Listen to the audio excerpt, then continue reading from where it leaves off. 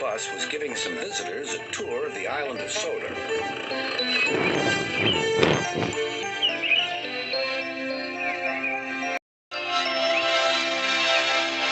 It was their last afternoon, and Edward was preparing to take them to meet Bill and Ben.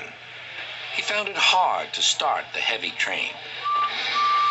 Did you see him straining? Asked Henry.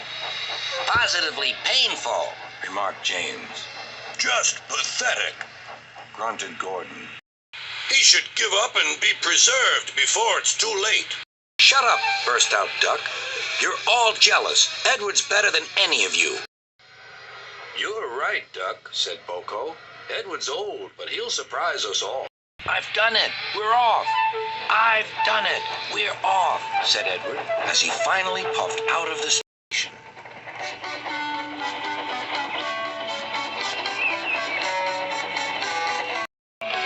Bill and Ben were delighted to see the visitors. They loved being photographed. Later, they took the party to the China Clay Works in a break band special.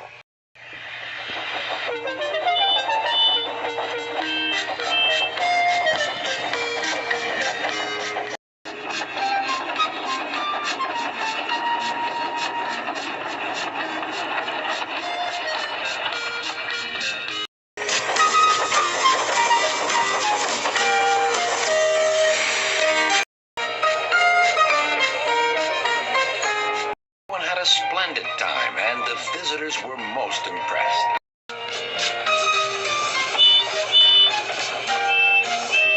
Then Edward took the visitors home.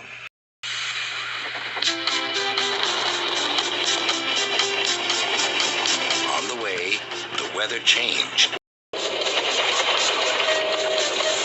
Wind and rain buffeted Edward. Sanding gear failed, and his fireman rode in front, dropping sand on the rails by hand. Suddenly, Edward's wheels slipped fiercely, and with a shrieking crack, something broke. The crew inspected the damage. Repairs took some time. One of your crank pins broke, Edward, said his driver. We've taken your side rods off. Now you're like an old-fashioned engine. Can you get these people home? They must start back tonight. I'll try, sir, promised Edward. Edward puffed and pulled his hardest, but his wheels kept slipping, and he could not start the heavy train. The passengers were anxious. The driver, fireman, and conductor went along the train, making adjustments between the coaches. We've loosened the couplings, Edward. Now you can pick up your coaches one by one, just as you do with freight cars. That'll be much easier, said Edward. Come on, he puffed and moved cautiously forward. The first coach moving helped to start the second, and the second helped the third.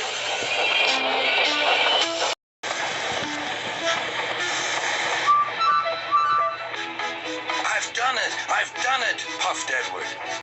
Steady, boy, warned his driver. Well done, boy. You've got them. You've got them. Listened happily to Edward's steady beat as he forged slowly but surely ahead. At last, battered, weary, but unbeaten, Edward steamed in.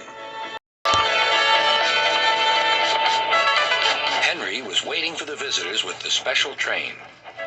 Beep, beep. Sir Topham Hatt angrily pointed to the clock, but excited passengers cheered and thanked Edward, his driver, and fireman.